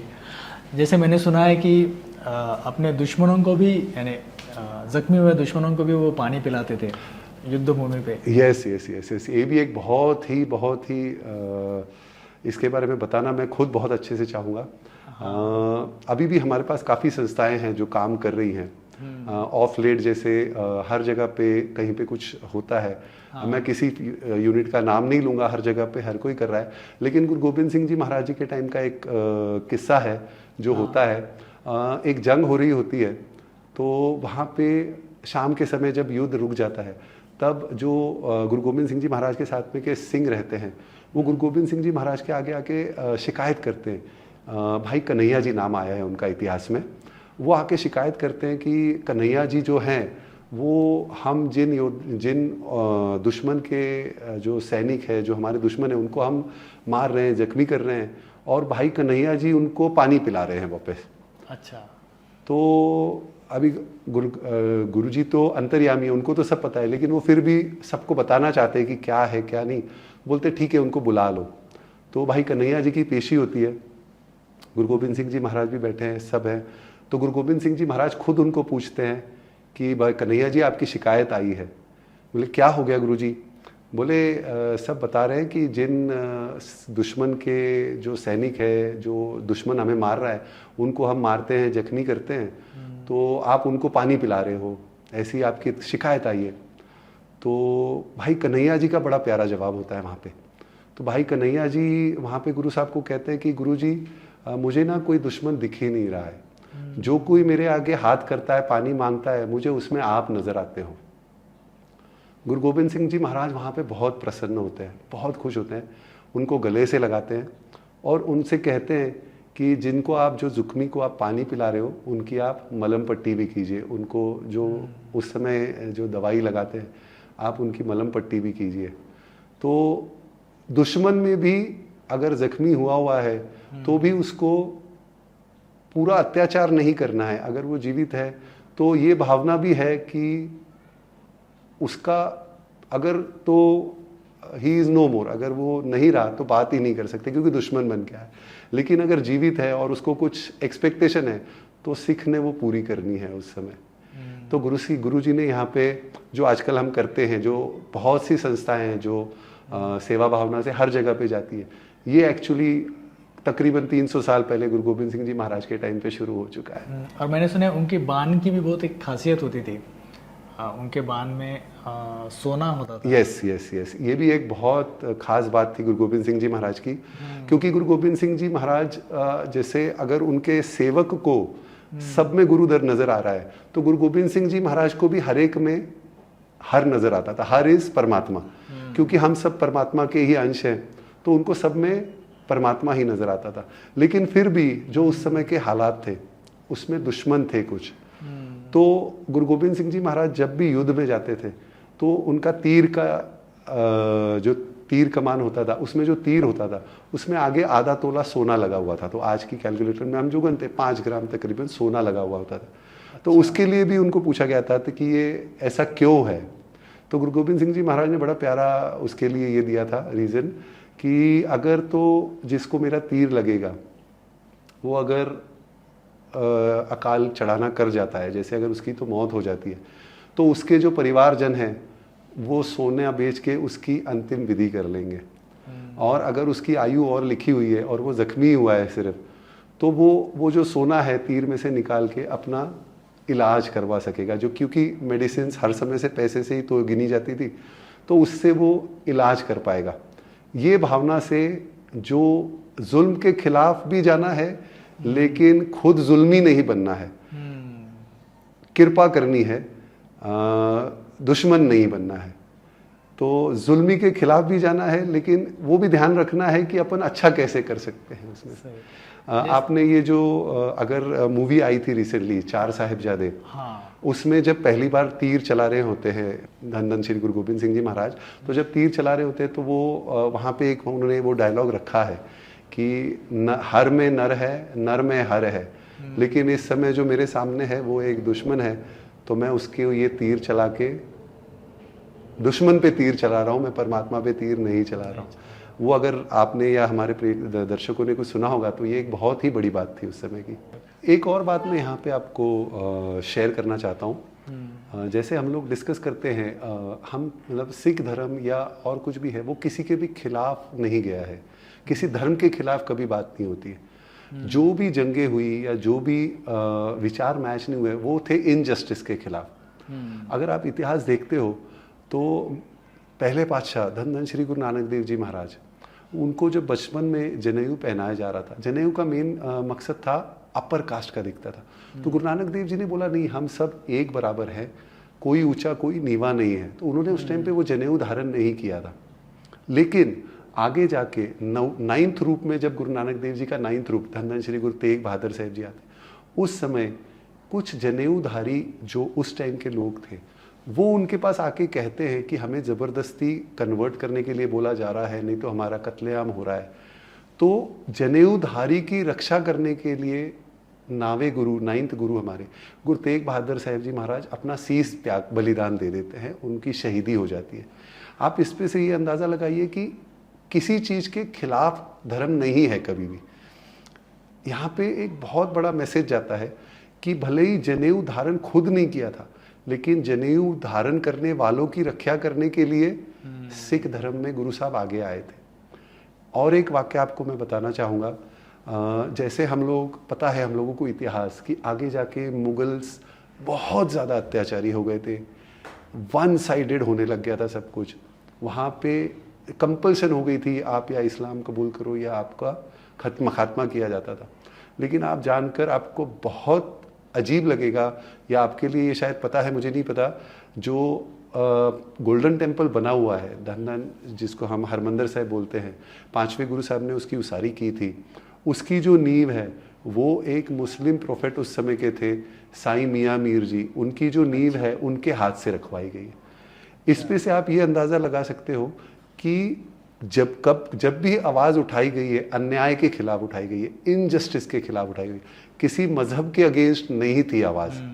तो ये हमें आज भी इम्प्लीमेंट कर सकते हैं हम इसको, कि अगर कुछ गलत हो रहा है तो हम गलत का विरोध करें, किसी एक कौम का या किसी एक धर्म के लोगों का विरोध ना करें। अगर कुछ गलत हो रहा है तो हमें वो गलत कहने का हक है, हम उसको प्रेस कर सकते हैं कि ये ना हो। अगर आपने ये ध्यान देते हैं इस बात पे, तो हम लोग काफ़ी सारे अपने दुनियावी जो प्रॉब्लम्स हैं उनको बहुत इजीली सॉल्व कर सकते हैं। अभी आपने नांदेड़ के तख्त के बारे में जिक्र किया। यस, हाँ जी। तो और कौन से तख्त है जो हमें देखने चाहिए? मैंने सुना है 5 तख्त है जो अभी आपने कहे। यस, बिल्कुल सही। इसके रेफरेंस में मैं आपको ये बताना चाहूँगा कि जैसे मंदिर के गणेश जी के मंदिर के जैसे अष्टविनायक 8 मंदिर होते हैं, वैसे हमारे सिक्खी में 5 तख्त हैं हमारे मेन, जहाँ से सब हुक्म, सब फरमान जारी होते हैं, जो हमें फॉलो करने होते हैं, जो रिचुअल्स हैं, जो रीत है वो हमें करनी होती है। ऐसे हमारे 5 तख्त हैं। जैसे हमने डिस्कस किया, नांदेड़ हजूर साहब में एक तख्त है जहाँ पे गुरु गोबिंद सिंह जी महाराज ने अपना अंतिम समय बिताया। ऐसे ही 5 तख्त हैं। जैसे गोल्डन टेम्पल जहाँ पे हम जाते हैं, वहाँ पे सबसे बड़ा तख्त है अकाल तख्त, हम उसे कहते हैं। एक तख्त गुरुद्वारा साहब वहाँ पे है, एक केशगढ़ साहिब है, आनंदपुर साहिब है, दमदमा साहिब पटना में जहाँ पे है गुरु गोबिंद सिंह जी महाराज जी का जहाँ पे प्रकाश हुआ था, और 5वां तख्त नांदेड़ में है। ऐसे 5 तख्त मेन है हमारे, जहाँ से अगर हमें कुछ डिसीजंस लेने हैं या हमें कुछ इशू है जिसके बारे में हमें क्लैरिफिकेशन चाहिए, तो यहाँ से हमें वो मिलता है। ये 5 तख्त मेन ऐसी जगह है जहाँ पे हर कोई जाके दर्शन भी करता है, वहाँ पे जाके अपने कुछ विचार हैं, कुछ हमें फुरने रहते हैं, कुछ वो भी कर सकते हैं। इसके अलावा गुरुद्वारे तो हर जगह पे है, हर ऐतिहासिक जगह जहाँ जहाँ गुरु साहिबान के चरण पड़े, जहाँ जहाँ कुछ ना कुछ कौतक हुआ, वहाँ पे गुरुद्वारे बने हुए हैं। लेकिन ये 5 तख्त एवरी सिख अपनी ज़िंदगी में एक बार तो कम से कम ये 5 तख्त के दर्शन करके आके वहाँ पे रहना की कोशिश रहती है हर सिख की। वाहेगुरु जी की खालसा, वाहेगुरु जी की फतेह, इसका एग्जैक्ट मतलब क्या है? Okay, very interesting again. Waheguru ji का खालसा, वाहेगुरु जी की फतेह, ये हम जब भी मिलते हैं एक दूसरे को, हम एक दूसरे को ग्रीट उससे करते हैं। ये एक चढ़ती कला वाला जयकारा होता है। अगर हम इसके ग्रामेटिकल मीनिंग में जाएं तो वाहिगुरु हमारे लिए परमात्मा है, और खालसा, जैसे मैंने बोला खालसा सजाया गया, गुरु गोबिंद सिंह जी महाराज जी ने खालसा पंथ स्थापन किया, तो मीनिंग वाहिगुरु जी का खालसा का हो गया कि खालसा किसका है? परमात्मा का है, भगवान का है। आगे की लाइन आती है वाहिगुरु जी की फतेह। तो इन दी एंड सब कुछ होने के बाद फतेह किसकी होनी है? वाहिगुरु जी की। तो ये हमारे लिए एक जयकारे का काम करता है। जब भी हम, कोई भी सिख एक दूसरे को मिलता है तो एक दूसरे को ग्रीट एक सत श्री अकाल से करते हैं, और एक वाहिगुरु जी का खालसा, वाहिगुरु जी की फतेह के रूप में करते हैं। जो रहत मर्यादा बनी हुई है सिखों के लिए, उसमें ये एक मर्यादा ये भी है कि जब भी आप किसी को, अपने भाई को मिलो, बहन को मिलो, तो एक दूसरे को इस जयकारे के साथ ग्रीट करो। सत श्री अकाल का एग्जैक्ट मीनिंग क्या है? सत श्री अकाल, वो एक शॉर्ट में ग्रीट करते हैं। सत इज सत्य, श्री इज परमात्मा, अकाल वो काल में नहीं है। इसको हम ग्रामेटिकली ऐसे कर सकते हैं। वो ग्रीट करने का एक हाथ जोड़ के, जैसे नमस्कार या राम राम है, वैसा एक दूसरे को मिलते समय हाथ जोड़ के सत श्री अकाल और वाहिगुरु जी का खालसा, वाहिगुरु जी की फतेह, ये एक दूसरे को ग्रीट करने का एक बहुत ही प्यारा तरीका दिया गया है हमें। एक सवाल है, लेकिन उसका उत्तर आप बड़ा भी हो सकता है, लेकिन आप संक्षिप्त में दे सकते हो। एक ओंकारा का आप विवरण कैसे करोगे? अगेन हम फिर जा रहे गुरु नानक देव जी के टाइम पे। हाँ। देखिए, एक ओमकार, एक्चुअली कारा नहीं प्रोनाउंस करते, हम उसको कार प्रोनाउंस करते हैं। एक ओमकार ऐसा प्रोनाउंस करते हैं हम उसको। इक्की ओमकार जैसे पहले आप देखेंगे कोई भी धार्मिक कार्य या हम कोई भी शुभ कार्य करने जा रहे होते थे तो ऊपर ओम लिख के फिर आगे का लिखान शुरू करते थे हम लोग. This was the ritual. तो ओम बहुत ज़्यादा प्रचलित था. Om was Brahma Vishnu Mahadev, right, if I am not mistaking. तो ये हुआ करता था. तो जब गुरु नानक देव जी महाराज आए तो उस समय उनको ऐसा लगा कि हम इनकम्प्लीटनेस की तरफ हैं, क्योंकि ओम को प्रचलित किया जा रहा था भगवान के साथ, ब्रह्मा जी विष्णु जी महादेव जी के साथ ये किया जा रहा था. तो गुरु नानक देव जी ने उस टाइम पे कहा कि तीन नहीं है, परमात्मा एक है. तो उन्होंने ओम को एक ओम और कार लगा दिया था ऊपर से. इट वॉज मेनली मेंट कि हम जितनी भी सृष्टि है वो एक में से उत्पन्न हुए हैं. एक पिता एकस के हम बारिक, ऐसा वचन भी आता है, लाइन आती है एक गुरु ग्रंथ साहिब जी में. तो एक पिता है, हम उसके सब बारिक है, एकस के हम बारिक हैं. तो उन्होंने ये उस टाइम पे बताया कि हम सब एक की उत्पत्ति हैं. और फिर उन्होंने आगे कंटिन्यू किया है, उसको हम श्लोक के रूप में पढ़ते हैं. जो पहले वर्ड्स हैं, पहली जो 2 लाइनें हैं, इक्की ओमकार, जो गुरु ग्रंथ साहिब जी महाराज जब हम पढ़ना शुरू करते हैं तो यहाँ से शुरू होती है. गुरु नानक देव जी की वाणी है सबसे पहले उसमें दर्ज. इक्की ओमकार सतनाम कर्ता पुरख निर्भव निर्वैर अकाल मूरत अजूनी सैपंग गुर प्रसाद. फिर उसके आगे जप की वाणी शुरू होती है. यहाँ पे गुरु नानक देव जी महाराज ने हमें बड़ा क्लियरली डिस्क्राइब्ड वर्जन दिया है परमात्मा का. सबसे पहले एक ओमकार, तो परमात्मा हम सबका एक ही है. फिर आगे उसका बहुत डिटेल्ड एनालिसिस हो जाता है, अगर आप ध्यान से पढ़ेंगे उसको. सत नाम, परमात्मा का नाम क्या है? सत, सत्य. कर्ता पुरख, वो करता है, कर्ता पुरख है, वो हम सबको देने वाला है, हमसे कुछ लेता नहीं, ही करता. अभी जैसे हम घर के हेड है, हम सब कुछ करता है कोई अगर घर का, तो परमात्मा सब कर्ता पुरख है, वो हमें सब कुछ देता है. जो भी इस दुनिया में इस सृष्टि में बना हुआ है वो उसने दिया हुआ है. निर्भव, उसको किसी का डर नहीं है, वो निर्भव है. निर्वैर, उसका किसी के साथ वैर भी नहीं है, उसको कोई, सब बच्चे उसको प्यारे हैं.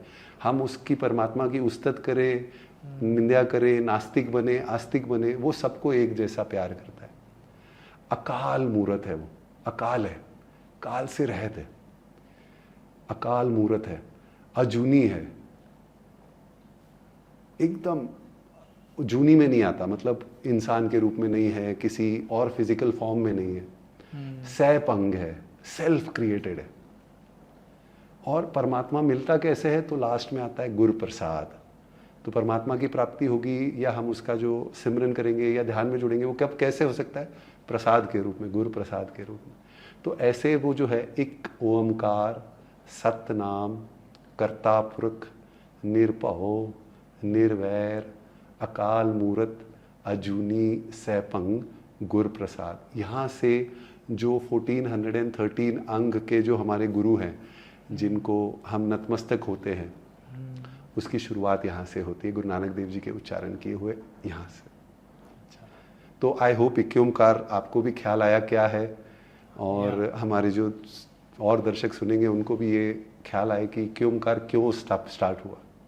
ये आपने बहुत अच्छी तरीके से संक्षिप्त में वाहिगुरु वाहिगुरु वाहिगुरु बता दिया. एक्चुअली ना पूरी गुरु ग्रंथ साहिब जी की वाणी हमें परमात्मा से जोड़ने के लिए बोलती है. परमात्मा से जुड़ने के लिए क्या करना है? तो ध्यान में जुड़ना है, इज़ द बेस्ट वे. आप कितने भी साधना कर लो, कितने भी जोग कर लो, जब तब कर लेंगे हम, नाम ध्यान करने की बराबरी कोई नहीं कर सकता. हम लोग जो सेवा भी करते हैं, सेवा करने के वक्त भी हमें नाम जपते हुए करनी चाहिए. ईगो में आके हमें सेवा नहीं करनी चाहिए. मैं नहीं कर रहा हूँ, परमात्मा मुझसे करवा रहा है, अगर ये भावना से करेंगे तो वो सफल सेवा होगी. तो पूरे 1430 अंग, हम उनको अंग कहते हैं वैसे, जो आप अगर देखो पेजेस रहते हैं, तो पेजेस ना बोलते वो, क्योंकि वो हमारे लिए गुरु है, तो उसको हम अंग, जैसे हमारा अंग है वैसे वो अंग है. 1430 अंग में तकरीबन 15 भक्तों की वाणी दर्ज है, 11 भट्ट साहिबान हैं, और 6 जो हमारे गुरु साहब हैं उनकी पूरी वाणी दर्ज है. पूरी वाणी में मकसद पूरा एक, कि एक परमात्मा को समझें, एक परमात्मा का सिमरन करें, एक परमात्मा की ओर जाने की कोशिश करें, तो आया हुआ जन्म जो है हम वो अपना सफल करके ये जो 84 लाख का गेड़ा, जिसको 84 का गेड़ा बोलते हैं, इसको हम वापस इसमें ना फंसते हुए प्रमोट होके परमात्मा की तरफ जाए। टू अवॉइड री री incarnation, exact word for that is the source. हाँ, मतलब जैसे हम देखते हैं पानी का फ्लो समुंदर की तरफ जाता है सब तरफ से, जहाँ से भी बारिश होने के बाद जिधर भी पानी जमा होता है, तो हमारा झुकाव होना चाहिए पूरा परमात्मा की तरफ जाने के लिए। और ना विशेष बात आपने नोटिस किया होगा, कोई भी सिख बंदा आपको काम करता हुआ ही मिलेगा, और काम करते हुए साथ में ध्यान में रहने को कहा गया है। मतलब परिवार त्यागने के लिए नहीं कहा गया है, आप परिवार भी रखिए, अगर आपको नहीं रखना है तो वो आपकी चॉइस है, इट इज़ योर चॉइस। लेकिन कोई बंधन नहीं है कि मैंने शादीशुदा ज़िंदगी नहीं है, मेरे बच्चे नहीं हैं, या मुझे कोई शौक़ नहीं करना, ऐसी कोई बात नहीं है। आप दुनियावी चीज़ें सब करो, लेकिन परमात्मा का ध्यान नहीं छोड़ना है, परमात्मा का स्मरण नहीं छोड़ना चाहिए। ये करते हुए हम कार्य जो भी व्यवहार करेंगे, जो भी कार्य करेंगे, उसमें बाय डिफ़ॉल्ट गुरु प्रसाद मिलता जाएगा, सही रास्ते पे चलते जाएंगे। और ये सब करने के लिए गुरु साहब ने एक और बात कही है, सत्संगत, साध जनों की संगत बहुत ज़रूरी है। तो अगर हम साध संगत में जुड़ के अपने कार्य करते रहेंगे तो निश्चिंत ही हम लोग जो जैसे आपने कहा री इनकारनेशन में ना पड़ते हुए परमात्मा की तरफ जा पाएंगे। मैंने सुना है गुरु ग्रंथ साहिब में संत नामदेव जी की भी वाणियाँ दर्ज है। यस, बिल्कुल है। इनफैक्ट अगर हम ध्यान से पढ़ें तो तकरीबन 15 भक्तों की वाणी गुरु ग्रंथ साहिब जी में है, जो अदर देन सिख कम्युनिटी है। 11 भट्ट साहिबान हैं और 6 गुरु साहब की वाणी दर्ज है। उस समय जब ये सब वाणी एकत्रित की गई, उस समय जितने भी एक परमात्मा की बात करने वाले संत महापुरुष हुए थे, उन्होंने जो वाणी लिख के गए थे, वो वाणी का जो अंग है वो धन धन श्री गुरु ग्रंथ साहिब जी महाराज में दर्ज किया गया है। अच्छा। भगत संत नामदेव जी की वाणी है, रविदास जी की वाणी है, शेख फरीद जी की वाणी है, कबीर जी की वाणी है, बेनी जी की वाणी है। ऐसे तकरीबन 15 भक्त हैं जो उस समय के वक्त अपने अपने समय पे इस धरती पे आके हम सब लोगों के लिए कुछ योगदान देके गए थे कि हमें कैसे जीवन जीना है। एक परमात्मा के बारे में उन्होंने बात की। उन सब की वाणी धन धन श्री गुरु ग्रंथ साहिब जी महाराज में दर्ज है। संत नामदेव जी की आपने बात की तो मुझे एक छोटा किस्सा याद आ रहा है। रिसेंटली मुझे वीर जी के साथ में संगत करते हुए उसके बारे में थोड़े अर्थ उन्होंने बताए थे। संत नामदेव जी और त्रिलोचन जी का वहाँ पे डिस्कशन आया हुआ है। तो त्रिलोचन जी जो होते हैं वो नामदेव जी, संत नामदेव जी से कहते हैं कि आप रोज़मर्रा के काम करते हुए परमात्मा से कैसे जुड़ सकते हो। मैं अपने रोज़ के काम करते हुए वो नहीं कर पा रहा हूँ, तो क्या ऐसे पॉसिबल नहीं है, मुझे लगता है।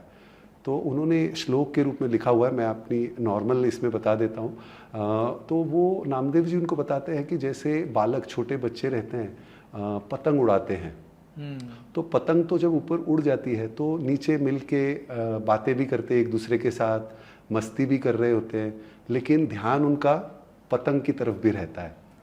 तो ऐसे उनको समझाते हैं कि हम एक टाइम पे ध्यान अपना परमात्मा में रख सकते हैं और रोज़मर्रा के काम भी कर सकते हैं।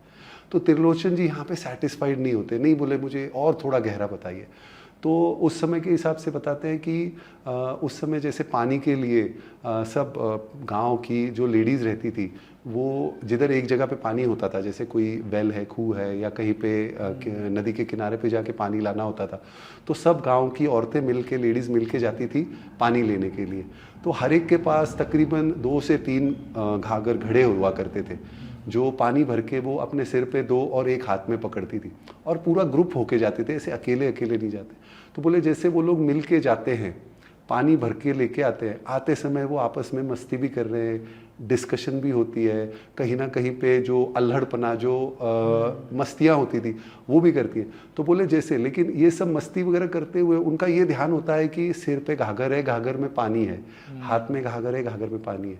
उसी तरह से उन्होंने समझाया कि हम रोज़मर्रा के काम करते हुए अगर हम एफर्ट्स लें, अगर हम ध्यान दें इस चीज़ की तरफ, तो हम ये कर सकते हैं।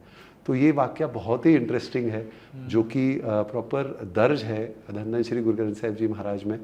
और वाकई में जो उस समय के संत महापुरुष हुए हैं उन्होंने बहुत ही सरल तरीके से हमें दे के गए हैं वाणी के रूप में कि हम परमात्मा के नज़दीक कैसे जा सकते हैं। बस हमें थोड़े से एफर्ट्स लेके वो पढ़ना है और उनको समझने की कोशिश करनी है। मैं खुद इतने सालों से वाणी की तरफ झुकाव होते हुए भी ये जो वाक्य है पढ़ा हुआ बहुत बार था, लेकिन जब उसके अर्थ समझ में आए तो उसने मेरा एक देखने का नज़रिया चेंज किया। जैसे गुरु नानक देव जी महाराज ने कहा है कि कीर्त भी करनी है, नाम भी जपना है, तो उसको बैलेंस करने के लिए ये चीज़ें हमें बहुत सहाय होती है। संत नामदेव जी का और एक वाक्य है जो प्रॉपरली दर्ज है गुरु धंधन श्री गुरु ग्रंथ साहिब जी महाराज में, जो औंढा नागनाथ में जो मंदिर है, अगर आपने वो कभी विजिट किया होगा तो वहाँ पे आप देखोगे कि उसका इतिहास है कि मंदिर फिरा हुआ है वहाँ पे। अच्छा। तो अगर आप वो हम थोड़ा डीप हिस्ट्री में जाते हैं तो संत नामदेव जी उस समय के हिसाब से होछी जात के थे, मतलब नीवी जात के होते थे। तो एक दिन वो जब जाते हैं मंदिर में तो उधर उनको अंदर प्रवेश नहीं दिया जाता। तो बहुत डिस्टर्ब हो जाते हैं वो कि मैं भगवान के दर पे नहीं पहुंच पा रहा हूँ, मंदिर में नहीं जा पा रहा हूँ। तो वो बैरागमयी हो जाते हैं और मंदिर के पीछे की साइड में जाके बैठ जाते हैं और वहाँ पे वो ध्यान में जुड़ जाते हैं कि, और इतने बैराग में चले जाते हैं कि मैं इस सोचे जन्म में क्यों तूने मेरे को भेजा परमात्मा कि मैं मंदिर में भी नहीं आ सकता हूँ। तो वहाँ पे परमात्मा इतना ज़्यादा उनकी जो ध्यान इतना शक्तिमान हो जाता है, पावरफुल हो जाता है कि उनको दर्शन देने के लिए एक्चुअली मंदिर फिरा हुआ है वो। और उसका प्रूफ आज भी है। आप जो देखते हो मंदिर में जाते हुए जो एंट्रेंस पे जो नंदी की मूर्ति होती है, उसका जो एंट्रेंस और वो मूर्ति होती है आमने सामने, यहाँ पे उल्टी है वो। तो ये प्रमाण है कि भगवान ने दर्शन दिए हैं भक्तों को अपने, भगवान अपने भक्तों के ऊपर खुश प्रसन्न भी होते थे और उनकी जो भक्ति थी उसको वो उसका उनको प्रॉपर दुनियावी लैंग्वेज में कहे तो मुबदला जिसको हम कहते हैं वो उनको देते थे। काफ़ी जगह पे ये थोड़ा सा डिबेट चल रहा है, बट यस डेफिनेटली हम मानते हैं कि संत नामदेव जी को तकरीबन 72 टाइम परमात्मा ने दर्शन दिए हुए हैं। अच्छा।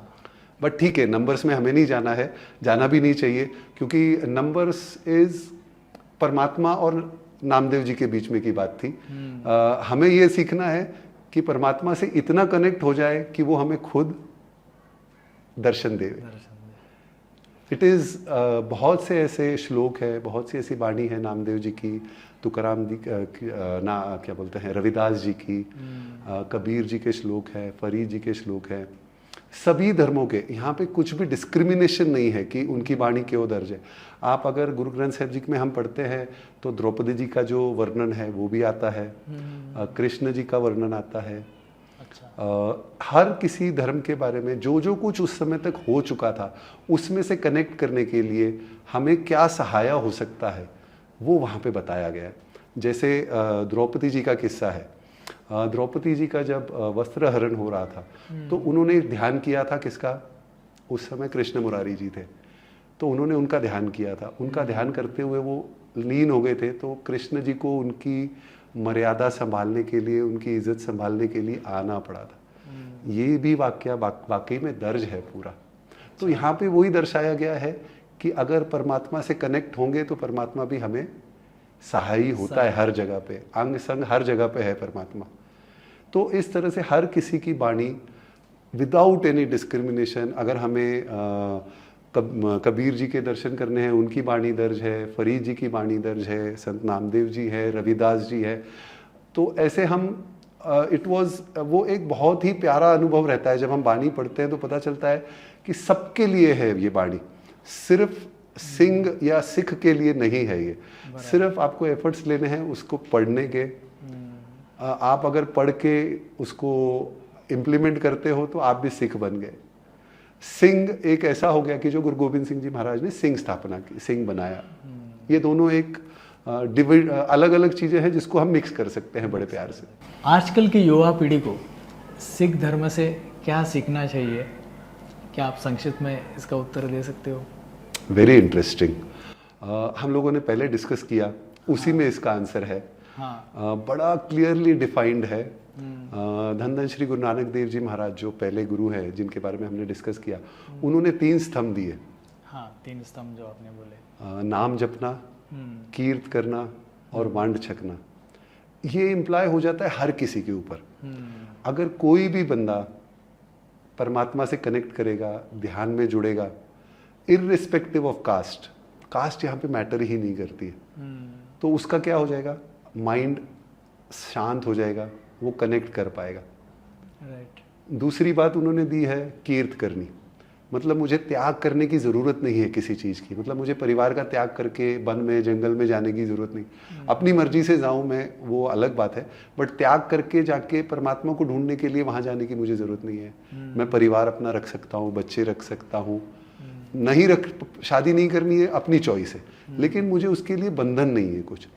तो अपनी कीर्त कमाई में दुनियावी जिंदगी भी जीते हुए, जो आजकल हम हर कोई जी रहा है, वो जीते हुए हमें परमात्मा की तरफ जाने के लिए ध्यान करना है। तो हम अपना जीवन यापन करने के लिए ज़रूरत पड़ जाती है हर चीज़ के लिए लक्ष्मी पैसे की, तो पैसा कमाने के लिए हमें कुछ ना कुछ काम करना है, कीर्त करनी है। इसका मतलब है कि सही रास्ते से, ईमानदारी से पैसा कमाना है। ये दूसरा स्तंभ एप्लीकेबल टू एवरीबडी, हर कोई इसको अप्लाई कर सकता है। डिस्क्रिमिनेशन अगेन कुछ भी नहीं है। तीसरी बात है वंड छको, वंड छकना है। अगर हमारे पास भगवान ने कुछ एक्स्ट्रा दिया है तो आजू बाजू में हम अगर अपने देखते हैं किसी को किसी चीज़ की ज़रूरत है और हम उसके साथ वो शेयर करते हैं, ये हर कोई कर सकता है, नॉट नेसेसरी कि एक कोई कम्युनिटी या एक कोई कर सकता है। अगर हम इन 3 चीज़ों को समझ गए और अपना जीवन में उसको ढाल लिया तो आई थिंक ये हर कोई कर सकता है। तो अगर हमें ये बात ख्याल आ जाती है कि ये 3 स्तंभ हर किसी के लिए हैं, जैसे वाणी सब धर्मों की दर्ज है, वैसे ही ये जो 3 स्तंभ है ये हर कोई अपनी जीवन में लाके अपना उद्धार कर सकता है। टूवर्ड्स यू कैन से, जिसमें हम कहते हैं कि इन री इनकारनेशन में ना आते हुए हम परमात्मा की तरफ एक कदम बढ़ सकते हैं। तो आई थिंक ज़्यादा इफ्स एंड बट्स की बजाय जो गुरु नानक देव जी महाराज हमें दे के गए, हम अगर वही फॉलो कर लें तो एवरीबडी, हर किसी का उद्धार हो सकता है इस जीवन में। Right. In short, you can balance your professional and family life even though you are getting connected to God if you follow honesty and sincerity। exactly एकदम। if you become successful you can share, आप share भी कीजिए उसको, share भी कीजिए उसको, क्योंकि ultimately हर कोई जो भी है, एक पिता एकस के हम बारक हैं, सब उसी के बच्चे हैं। किसी के कर्मों की वजह से उसके पास अगर कुछ नहीं है तो वो खेल परमात्मा की और उसकी है, लेकिन अगर हम कुछ कर पा रहे हैं तो डेफिनेटली वो काम परमात्मा को अच्छा लगेगा कि मेरे दूसरे बच्चे के लिए कुछ काम करा है। और डेफिनेटली हमें ये ध्यान देना है कि गलत काम नहीं करने हैं, वो पैसा गलत है नहीं, हम कुछ दे दे और वो गलत काम में वो पैसा यूज़ करे, या हम कुछ उसको अपनी तरफ से देने जाए और वो उसका कुछ गलत प्रयोग करे, वो उतना थोड़ा सा हमें ध्यान देने की ज़रूरत है। बाकी अल्टीमेटली हर किसी के लिए ये इम्प्लाई होता है and very very easy to do, कोई भी इसमें टफ काम नहीं है। सही मायने में देखा जाए तो इतने सवाल है मन में, लेकिन टाइम का लिमिटेशन है। राइट। मैं आशा करता हूँ कि मेरे मन में तो और बहुत सवाल है, गुरु ग्रंथ साहिब के बारे में मुझे और जानना है। ओके। मैं आशा करता हूँ कि हम जल्द से जल्द वापस मिलेंगे और शायद हम इसका नेक्स्ट एपिसोड कर सकते हैं। आपने अपना कीमती वक्त हमें दे दिया, इसलिए ट्विक टीम की तरफ से मैं आपका बहुत आभारी हूँ। एक्चुअली मैं आपसे इस बात के लिए आपके 2 मिनट और लूँगा, आई होप टाइम परमिट्स, क्योंकि हम लोग मिले गुरुद्वारे में, अमृता दीदी और आपसे, प्रसन्न जी, आपसे हमारी मुलाकात गुरुद्वारे के थ्रू हुई। मुझे इतना अच्छा लगा जब आपने हमारे साथ डिस्कस किया कि हम लोग कोई ऐसा एक पॉडकास्ट करते हैं जिसमें नई जनरेशन को, अगली जनरेशन को, हम आपकी टीम को, खुद को कुछ सीखना है कि व्हाट इज सिक्खी। तो मुझे खुद को ये बहुत अच्छा लगा। दो मैं खुद एक बहुत छोटा सा सेवादार हूँ। हम लोग एक छोटे से शहर अहमदनगर में इकट्ठा हुए, गुरुद्वारे में सेवा करते हुए आपके साथ हमारी मुलाकात हुई और वो मुलाकात आज इस रूप में आई।